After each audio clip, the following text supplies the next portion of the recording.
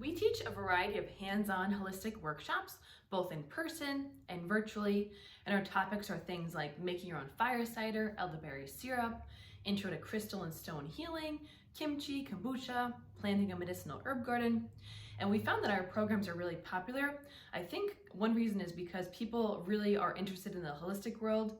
They don't really know how to get into it and kind of how to start. So we like to share our knowledge with reassurance and humor. And I think actually reassurance really is the key word in this whole thing. And this is going to sound strange, but it was our chickens who actually kind of brought that fact home to us. So we've had free-range chickens probably for at least 25 years.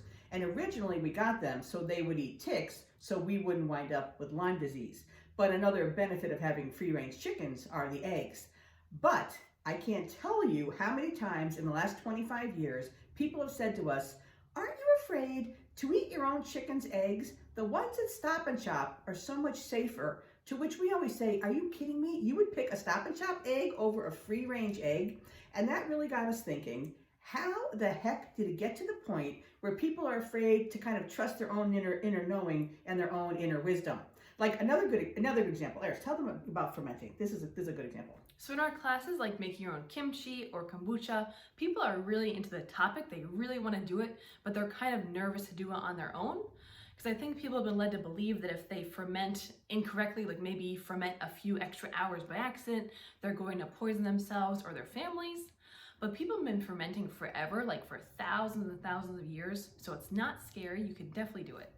So in our hands-on holistic workshops, I guess what we kind of do, they're all 45 to 60 minutes. I guess what we do is we kind of hold people's hands and kind of walk them through it. So they always include a PowerPoint. We explain why we're putting certain ingredients into a remedy or a recipe. And we always include some kind of anecdotes or kind of funny stories. So these aren't meant to be like a deep dive into a topic like our School of Herbalism classes are. These are just to kind of whet people's appetite and kind of get them interested in the topic and know that they can really do it. Yeah. So, as always, Stay grounded.